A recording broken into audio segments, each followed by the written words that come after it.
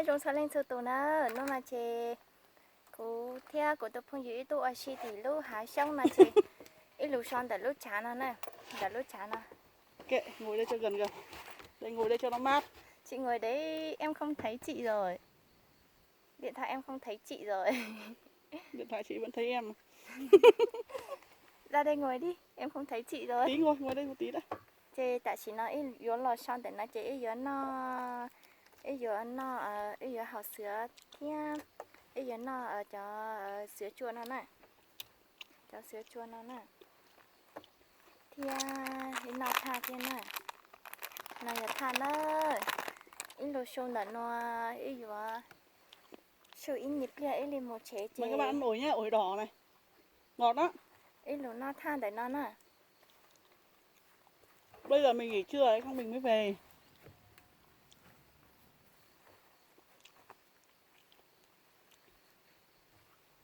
Chị em không thấy chị rồi, điện thoại em không thấy chị rồi. Đây ra đây ngồi. Ra đây ngồi cho thấy chị đi. Để nó chỉ là của tôi phong gì nữa. Này là của tôi phong gì trong nữa hả? Cú nhà cầu. Của nhà cầu đi bó hay là măng hành nè. Của tôi phong gì nó trên này giờ phong gì sủa nè, chỉ là phong gì măng nè. Này giờ ý tôi phong gì nhá la nữa. Đây là sữa chua nhá. Mời các bạn ăn sữa chua này. Tôi thay hạt sữa ngọt xí nè. Ở Mù Căng Chải mà lần đầu tiên mình đi rừng trúc ở đây đấy. Nhà em gần đây em còn không đi. Em còn không biết đường ở đâu.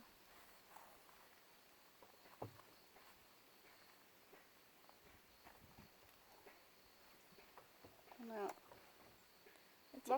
Chị không quay ngang à? Không. Quay ngoài nhìn mắt nó cứ lệch đi đâu ấy. Mỗi người có một kiểu khác nhau. Chị mua 2 hộp à? Ăn đi. Mua cái loại này thì cầm đi đâu cũng được. Đúng rồi. Hôm nay là mình uống sữa chua chứ không phải ăn sữa chua đâu. Bởi vì không có thìa. Nhớ trong số lên số tổ nó chị chắp là chị gió nó lúc sữa chua nó nè. Lúc sữa chua chị bác hay là mong xó lúc nào giờ đó chị. Ngon đấy. Ta xử lý giải thì giờ cho cô mình xin nào họ bé hay lúc nhá là chị bé hồ tìa sữa chua ba vì nó nè. Nó lúc nó Để đây tí vứt vào thùng rác. nó lúc nó cá hành nó ấy này chỗ đền đỏ nó thế nào đỏ nó lưu sữa chua ba vì nó thế nào sẽ cá chắp lại liền ta kia này vừa lưu sữa chua này xin cho cá Hôm nay là mình uống sữa chua chứ không phải ăn sữa chua nữa. xin cho cá mua từ đĩa tôi nó chế trả nó chế hào xin nè hào. Các bạn đã bao giờ uống sữa chua và ăn ổi chưa? Hôm nay mình uống sữa chua và ăn ổi. Nhà em có ổi nhiều nhưng mà em lại quên vội quá em lại không hái.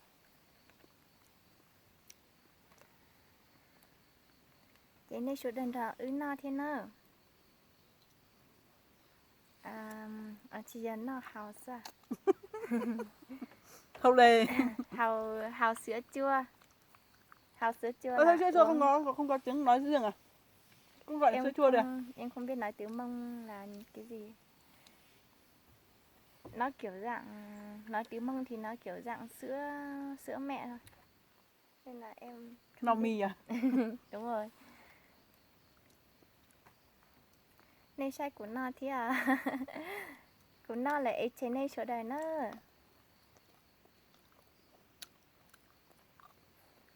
Lần đầu tiên trong đời mình uống sữa chua và ăn ổi.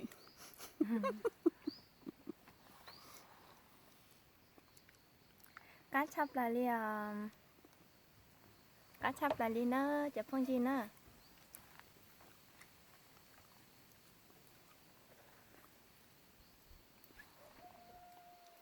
Chị phải ăn khéo khéo. Đi nó lại đi. Lấy cái kim mà kêu ra thì chết. Chị cố gắng để nhai cho nó nát mà cuối cùng nó không nát lại chọc nó lại chui vào trong. Hôm qua chị vừa mới bị à? Cái này cái nữa. Đấy. Đây, cái hạt này mà nó vào đây thì móc chết. Ăn lúc nào là phải để ý.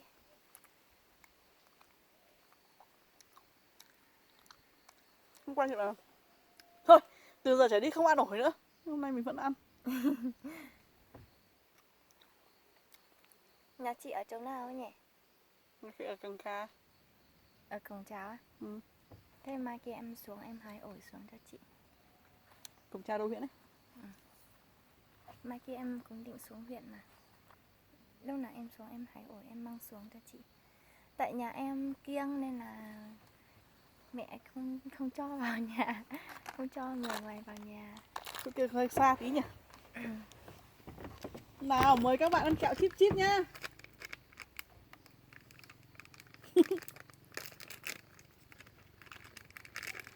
Ăn kẹo chip chip, uống cà phê và ăn ổi. À uống sữa chua và ăn ổi. Nó trong đời nó mới có cái sự kiện kỳ lạ như thế này. Đây là mình uống sữa chua 3 vì và ăn ổi.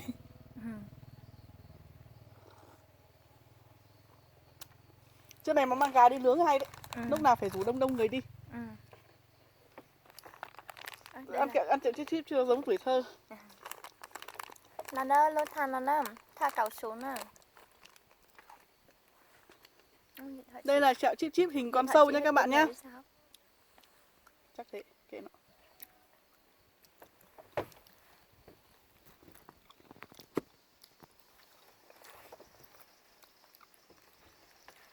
Rất là có người.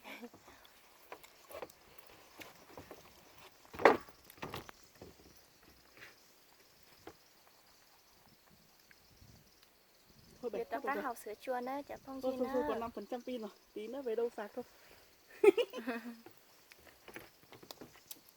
Bạn, cái đứa bạn của chị Mã bên kia làm có chồng rồi à? Có chồng có 2 con rồi. Chào các bạn nhé, mình còn độc thân.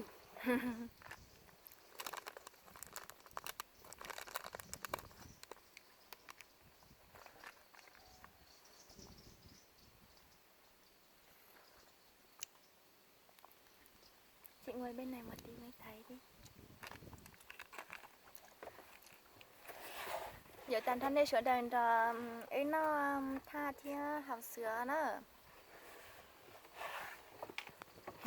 Đây là mình đang ăn trưa nhá.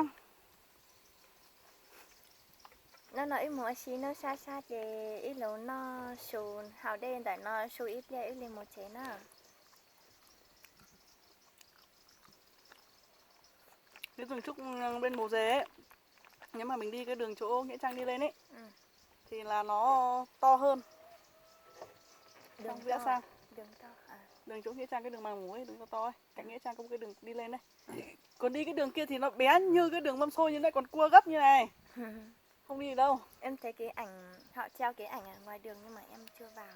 Em không biết ở chỗ nào. Không phải chỗ đấy đâu. Chỗ đấy đi lên thì đúng chỗ đấy, nhưng mà chỗ đấy đi lên thì đường bé.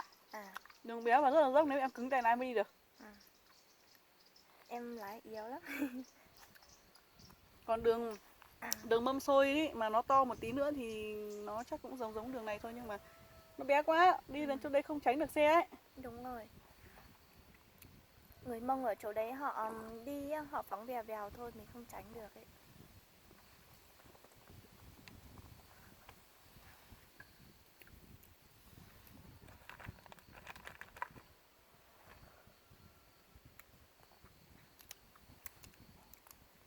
Cho nên nếu mùa hè về dưới kia thì đúng là chỉ ước gì lên trên này thôi nhỉ.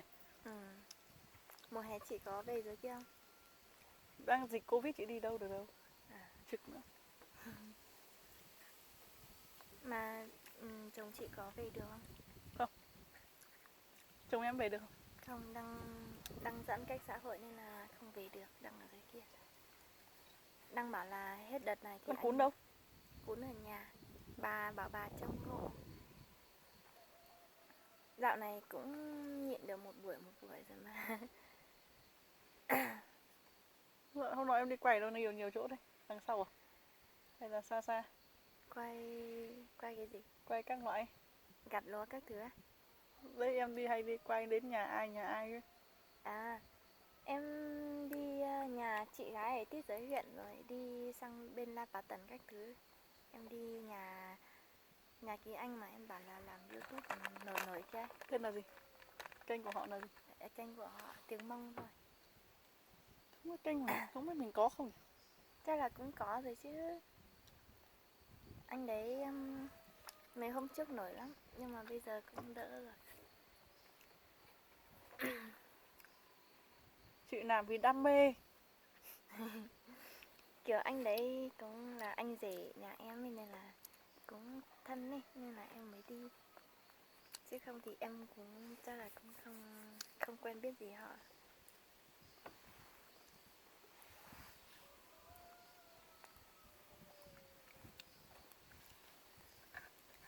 Của họ được mấy nghìn lượt xem thôi, chứ của em thì toàn 100 đến 200. Cũng phải từ từ. Thôi uống sữa này nữa đi. Các loại sữa này.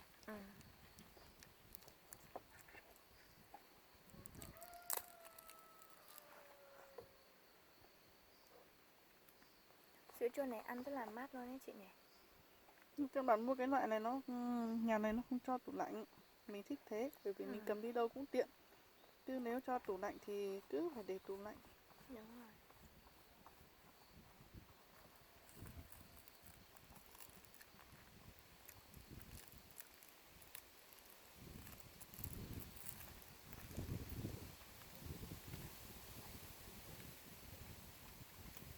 Thế là cái bài của chị không đủ phút rồi. Không, cần gì đủ phút, bằng đây phút là được rồi, 7 phút rồi. Nhưng mà mình làm dài một tí thì nó sẽ như kiểu là số giờ xem của mình nó sẽ lên nhanh hơn.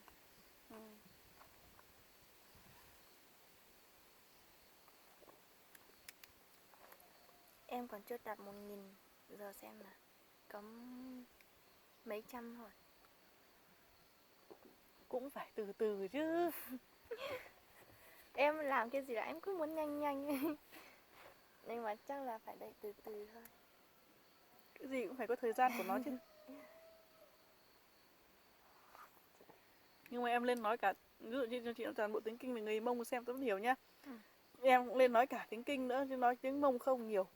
Kênh của em chắc chắn là cũng sẽ có những người Kinh người ta sẽ xem. Đúng rồi. Xem chả hiểu gì. Em cũng định làm tiếng Kinh ấy, nhưng mà kiểu bây giờ bạn bè của em ấy toàn Không làm cả hai. Cả hai mình cũng nói nửa Mông nửa Kinh ấy, dạng kiểu thế. Thế hoặc không thì mình làm hai cái. Mình làm hai kênh. Một kênh thì nói tiếng Mông, một kênh thì nói tiếng tiếng Hai kênh thì không chạy theo được đâu. Một kênh thôi. Một kênh thôi đủ mệt rồi, chị có hai kênh, cái kênh mới kia chị có vào tí nào đâu. Không có thời gian để mà làm như thế. Nhưng mà kiểu em là bây giờ là em kết bạn với người Mông ở bên Lào này, bên Thái Lan với lại bên Mỹ nhiều ấy, thì họ không biết tiếng Kinh ấy.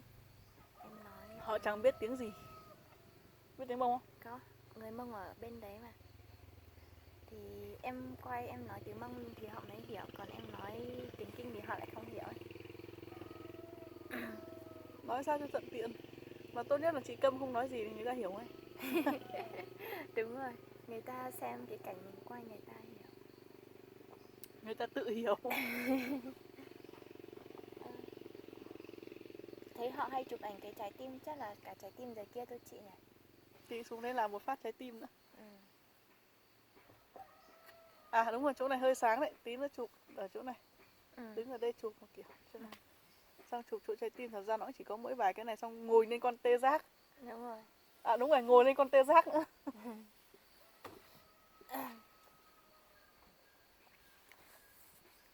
Cái này nhìn họ quay đẹp đẹp mà chị nhỉ. Nhìn họ quay như kiểu là cái cây trúc này cao cao ấy. Nhưng mà thật Cái ra rừng trúc xã Púng Luông, cái rừng trúc ở đây thì rừng trúc trên Mồ Dề cũng là rừng trúc thôi. Nhưng mà rừng trúc trên Mồ Dề thì nó không có những cái chòi chòi như này nhiều. Nó chỉ có mỗi một cái xích đu với lại cái gì đấy thôi, chứ không có chòi nhiều. Chòi thì không trèo lên được. Phải làm những cái chòi chòi như này này. Đến lúc người ta mới có chỗ nghỉ, chứ lên đấy lấy chỗ đâu mà ngồi. đúng rồi.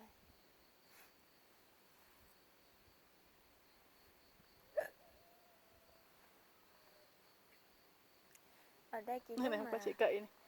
Chị cậy mòn hết cả móng tay mà cái đấy nó không ra. Đã thế tối hôm qua lại còn mất điện liên tục nữa. Cứ Đúng đang rồi. cậy đến mất Hôm điện một qua phát. cái mất điện. Đang cậy đến mất điện một phát, ôi dồi bực hết cả mình. Hôm qua nhà em làm cúng ấy, đang làm thì cứ mất điện. Hôm nào chị nghỉ xong chị em mình đi mâm xôi nhá. Mâm xôi á? Để xe ở đường xong đi bộ lên thôi. Vì đằng nào mình cũng quay thì sẽ quay từ đường lên. Cuối tuần này Chị toàn liên quan đến trực cơ. Thì hôm nào không trực đã. Thôi đừng đi mâm xôi vậy, nó cũng chưa gặt lúa đâu. Để hôm nào chị nghỉ đi. Thì đấy. Sang một là sang tuần. Có khi phải sang tuần đấy. Sang tuần sau á? Em định cuối tuần này đi, nhưng mà để xem thế nào. Có khi Không em thì cũng đi không... rồi đi tiếp. Nhà em dạo này cũng hay bận nên là không biết có được đi. Thôi để sang tuần sau đi. Đi nó cũng phải có 2 người đi mà công nhận là đi phải đi với những người cùng làm. Đúng đi rồi. với những người không làm thì họ chăm chú chụp ảnh rồi giải tán. Đúng rồi. Còn cái móng ngựa đấy nhá, cái móng ngựa đường còn khó đi hơn cái rừng trúc. Cái móng ngựa thì cái đường nó làm to như đường ô tô đi rồi. Thế nhưng mà nó dốc hơn cái đường rừng trúc nhiều. Cái đấy lại phải cực kỳ cứng tay lái. Cái đấy là đâu đấy chị? Em thấy chị đi rồi. Chỗ huyện. Chỗ huyện á? Chỗ huyện có cái như là đến hết cái chân dốc ở trường Kim Đồng nhá. Đi từ đây lên trên huyện xong bắt đầu có truyền hình nhá, có cái chân dốc nhá. Hết chân dốc đấy là có một cái đường đi lên. Thế là mình sẽ để sang tuần đi mình sẽ đi, nếu mà được nghỉ thì sẽ đi móng ngựa trước đi, móng ngựa đẹp hơn. Cũng đi bộ lên thôi. Quay từ đường quay lên. Không nên sạc pin nhiều vào.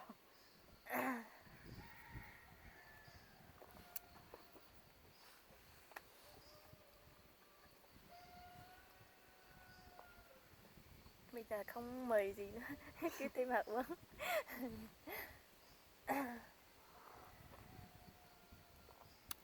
Mâm xôi ấy, em thấy hôm qua là chủ nhật em thấy họ đi đông lắm ấy. Thấy họ phóng xe ngoài đường ào chắc là đi mâm xôi rồi. Em có người... Mâm xôi thì cũng đẹp nhưng mà cái móng ngựa bây giờ mới là đẹp hơn. Thế nhưng mà cái mâm xôi thì cái đường cũng dễ đi hơn nhưng mà lại đường bé. Còn cái móng ngựa đường khó đi hơn, đường to nhưng mà khó đi lắm. Tóm lại là đi bộ. Với lại nếu mà muốn quay thì phải đi bộ lên. Đi bộ lên thì mình sẽ quay được xung quanh nữa xong mới đến mâm xôi là vừa. Chứ lên đến lấy một phát mâm xôi luôn thì chả hiểu cái gì. Đúng rồi.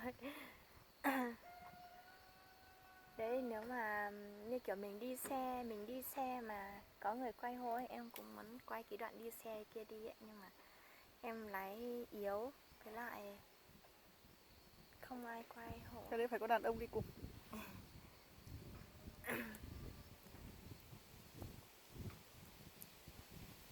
Cái đường đi chế tạo kia bây giờ khó đi hay là dễ đi ấy chị? Dốc hơn này nhiều. Nhưng mà Nghĩa là nó sẽ dốc khoảng tầm và chế tạo là 35 cây thì nó dốc nhất nó cũng phải khoảng tầm hơn chục cây. Hơn chục cây là nó sẽ rất là dốc và rất là cua. Cái đoạn từ huyện lên trên kia là dốc đúng không? Cách đến 10 cây là dốc. Sau cái đấy thì nó cũng vẫn là dốc, vẫn là bé nhưng chắc là nó cũng dạng như ngoài này này. Nó cũng chỉ dạng như ngoài này thôi. Nhưng mà nếu mà đi đường cái dạng như ngoài này thì mình cũng có thể đi được nhưng mà đấy là đường ngắn thôi. Nếu mà nó quá dài thì rất là mệt, rất là mỏi. Vì mà mình yếu tay lái thì đi nó cũng khó. Đúng rồi. Ở trong kia có nhiều quả táo lắm ấy chị nhỉ? Quả táo mèo. Chị đang muốn đi vào vườn táo mèo đến một lần đây. Ở quanh đây có vườn táo mèo nào? Không, ở đây họ không trồng. Chủ yếu là họ trồng thảo quả. Táo mèo thì chủ yếu là trong chế tạo kia thôi. À, ở Háng Gàng chứ chị nhỉ? Háng Gàng mới có táo mèo chứ nhỉ? Háng Gàng là nhiều.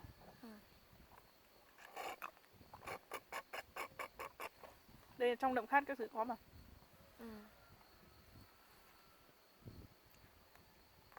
Em vừa mới về đây là em cũng không biết. Em không biết ở đâu có cảnh đẹp này.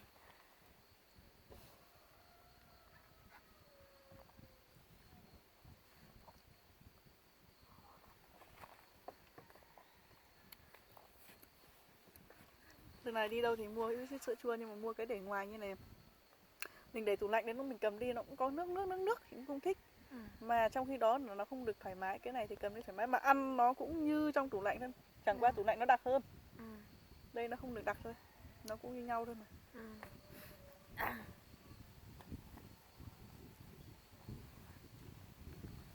Thế hôm nay là thứ hai chị được nghỉ à? Qua chị trực hôm nay may quá có người đi làm. À. Có người đi làm mới xin nghỉ đấy. À. Cái nghề của chị thì nó không thể nói trước là bao giờ nghỉ. Chỉ có ngày mai nghỉ thì đến tận sáng ngày mai chị mới có thể điện cho em được. Chứ còn điện cho em từ hôm trước thì ví dụ như đêm hôm đấy mà có bệnh nhân đấy thì đến lúc người kia lại cũng chuẩn bị cầu kỳ nữa thì chết. Ví dụ như thế, với lại có muốn mua cái gì thì cũng phải sáng ngày ra mới xác định là đi được hay không thì mới đi mua. Chứ nếu mà đi mua trước, ví dụ như bảo mua gà hay mua cái gì đi nướng chẳng hạn ấy, thì mua xong rồi mai không đi được thì chết. Ai mà biết trước được đâu. Cái nghề khác thì biết là ngày mai chắc chắn mình nghỉ. Nhưng cái nghề này thì không biết đâu là ngày mai mình nghỉ được. Cái nghề của chị với nghề công an ấy nhỉ, giống nhau nhỉ? Chắc cũng dạng thế, kia cũng vất vả lắm. Mà cái mùa dịch này nó lại càng vất vả hơn. Bây giờ có nhiều bệnh nhân lắm không? Biết rồi.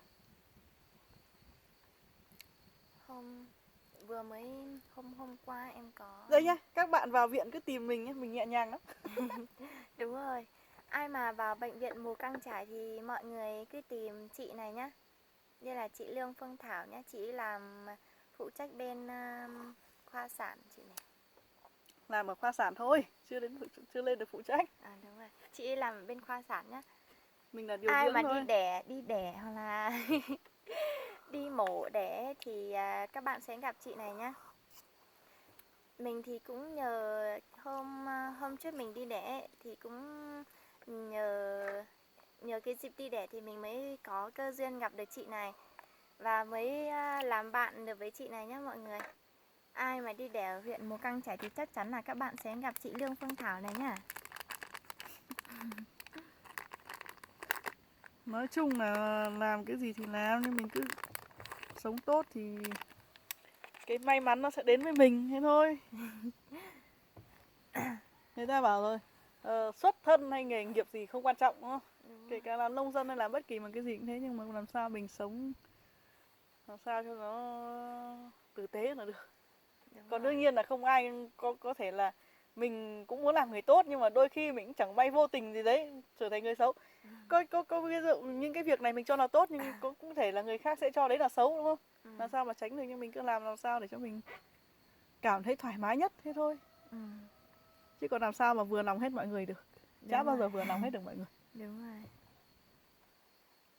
Em thấy chị cũng kết bạn với mấy đứa bạn của em. Đấy cũng không phải là bạn của em mà như kiểu là chồng của em thì chơi với chồng của họ ấy, nên là em với hôm nọ chị đi ăn cơm mùng 2 tháng 9 ở dưới Du Phình này. Thế mà vào đấy thì một loạt người vào đấy cũng trẻ tầm đấy, xong mỗi người bế một đứa con thì bạn là ngày xưa em bẻ viện cứ bảo thế nào. Tí nữa họ cứ mời bia cảm ơn mình. Mình ngủ đến chiều. Cứ tầm trẻ xong nói tên mình chả nhớ đâu, nhưng mà họ nói chung là hầu như mình thì hay tiếp xúc với bệnh nhân. Cho nên là hầu như bệnh nhân nào cũng sẽ để lại một cái ấn tượng nào đấy. Thế nhưng mà quên thôi. Lúc đấy họ nhắc lại thì lại nhớ. Người nào mà mình hay liên lạc thì mình nhớ thôi. Như em thì chắc chắn là chị nhớ rồi. Thật ra thì những người đấy chị cũng không liên lạc lại. Nhưng mà nói chung là họ nhớ mình thôi. Mình sao nhớ họ được, mà họ nhớ mình là tốt đấy. Đông người quá làm sao mình nhớ hết được chị.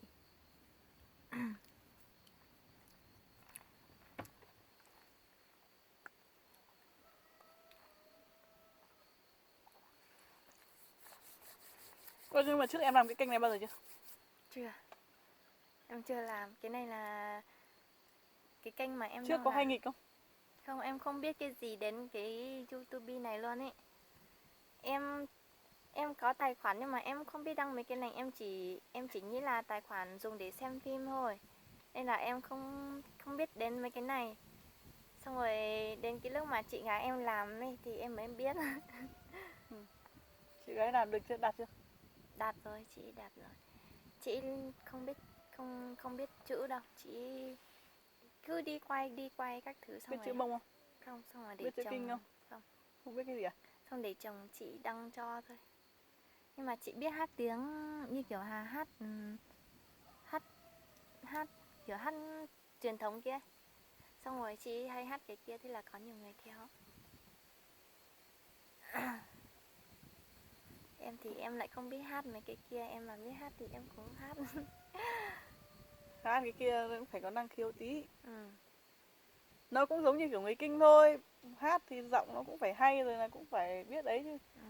Còn bài hát thì chắc là nếu mà em biết tiếng Mông thì học thuộc cái đấy cũng không phải khó. Ừ. Học thuộc được, nhưng mà hát nó... Em thì hát thì giọng của em nói chung là cũng được, nhưng mà em hát nó không chuẩn nhạc ấy, em cứ hát linh tinh. Nó không chuẩn nhạc. Nhưng mà tóm lại hát cái gì hát đừng có hát vào những cái video có bạn những cái nhạc có bản quyền. Ừ. Và bản quyền lại không được. Đúng rồi, nhưng mà em chẳng biết mấy cái mà em hay hát kia có bản quyền không. Thôi đi quay tiếp nhỉ. Ừ. Có đi quay nữa. Không biết rồi, đi chắc đi xuống dưới này chụp ảnh trái tim. Ừ. Chụp ảnh con tê giác. Ừ. Hôm nào đông đông người rủ đi nướng gà trên này được đấy. Ừ. Họ hay đi nướng ở bên đèo kìa, bên đèo Khâu Vãi. Nhưng mà bên kia thì nó hơi xa. Bên kia đi đông người cũng vui mà.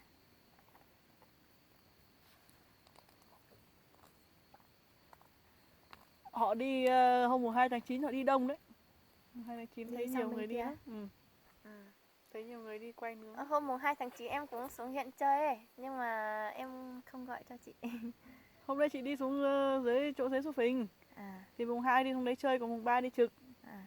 Em Mùng đi 3 quay. thì mùng 4 thì trời mưa với lại mệt. Mùng 4 thì mệt quá thì đi ngủ. Mùng 5 thì mùng 5 thì lại mệt nữa, thế là mưa nữa, xong rồi thôi giải tán.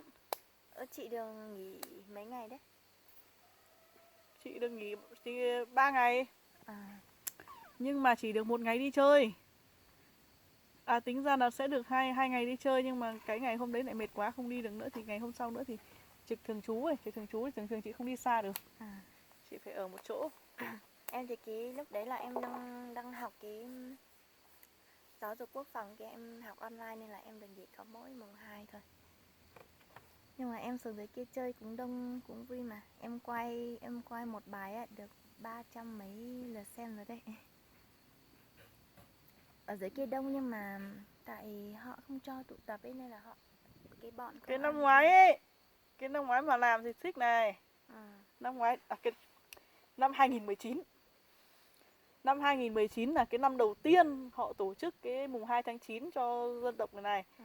Họ đi trên bản xuống như kiểu là cái mùng 1, mùng 2 Tết ngày xưa ấy. Đông lắm. Nhưng mà cái năm đấy mình chả làm cái gì nên mình cũng không vậy. Mình chưa làm cái này nên mình không vậy. Mình quay mấy cái chỗ đông đông Chị như vừa thế. là ngày xưa chị chỉ quay vu vơ, chị làm nghịch vớ vẩn thôi. Còn chính thức làm thì từ tháng 3, 19 tháng 3. Hôm đấy chị đón bệnh nhân ở trong chế tạo. Thì từ hôm đấy là chị bắt đầu làm.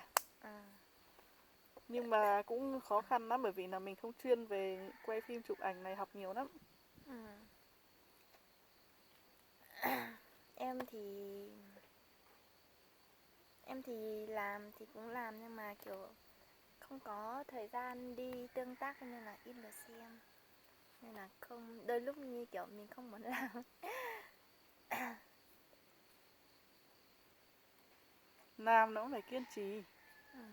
Cái này nó lâu lắm. Chị gái của em làm đúng có 1 tháng thôi đặt luôn. Nó nhiều lượt xem. Chị gái đâu? Chị gái ở dưới huyện, lấy chồng ở dưới Khao Mang, nhưng mà chồng chị làm quản lý dự án hay là cái gì ở dưới huyện, nên là lên huyện làm nhà trên đấy ở. Chị đang ở dưới huyện. Tên là gì? Thì chồng chị đấy là cái anh mà sáng nay em bảo là cứ A Trừ kia. Thì cũng thấy có cái ông nào tên là Trừ nhưng mà tôi không biết. Em thấy chị comment kênh của anh đấy mà, nhưng mà kênh của anh đấy là để tiếng Mông thôi chứ không để tên của anh đấy. Nếu mà được xem kênh của anh đấy chắc là chị biết đấy nhỉ.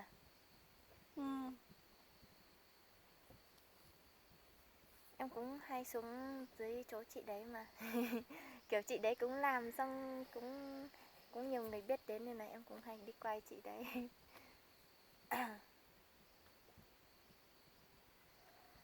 Cái kiểu hát được truyền thống người Mông nhiều người thích lắm. Mấy bà già ấy hay thích xem, hay thích nghe hát lắm ấy.